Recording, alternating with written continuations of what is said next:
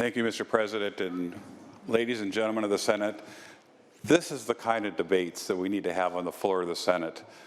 Cordial, thoughtful, with good backgrounds, and try to reach a consensus. You know, I really believe that our educational institutions, their primary purpose is to educate our kids. We need to have a great educated workforce in this country if we're going to compete globally.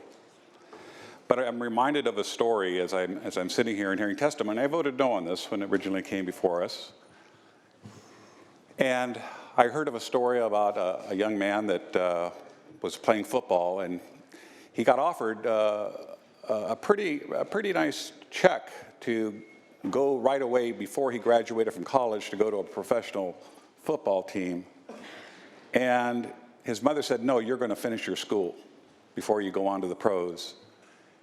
And he ended up getting a horrific injury that completely decimated his football career. So I'm looking at this from a different angle now.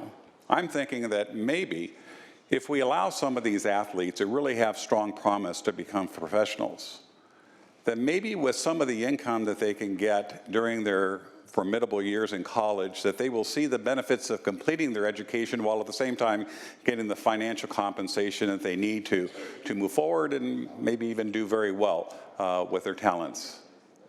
But lastly, I have to tell you, I'm very proud of my daughter. I have one daughter, 3 sons, and my daughter came to me when she went to high school, and she was never involved in scholastic sports at all. And she goes, Dad, I'm going to try out for water polo. I said, Brittany, that's a fantastic idea. I think you should do that. It's a great sport. Well, that night she called me back, and she goes, I really don't think this is for me, Dad. I think I'm going to quit. I said, Stones don't quit. What are you talking about? She goes, well, I thought that water polo was volleyball in the water. I said, no, it's a little bit more physical than that. But you signed up for it, and you need to stay in the sport.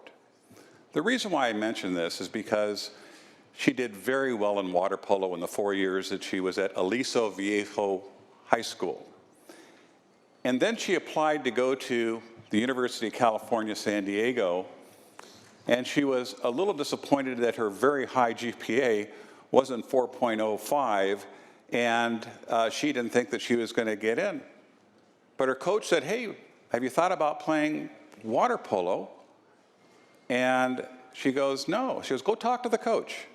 So she went to the coach, and the coach says, I want you here on Monday morning. Come in your bathing suit. Be ready to go in the water at 7:30 in the morning. My daughter shows up. He throws her the ball. The coach says, throw the ball in the net. My daughter is a southpaw, a lefty. She takes the ball, she throws it in the net. He throws her another ball, she throws it into the net. He throws her another ball, he throws it in the net again. He goes, get out. He goes, can you be here Monday morning to start? She goes, well, I haven't been admitted to the college, sir. He says, well, I'm allowed to accept 1 student per year, and I'm accepting you. She played all 4 years at UCSD. And let me tell you, it was a struggle. I mean, she's fortunate she had a dad that could afford to put her through school, but she had a lot of colleagues that were playing water polo that really struggled to make it through. And so the testimony that I've heard here today is changing my mind on this vote. And again, California sometimes just has to lead the way.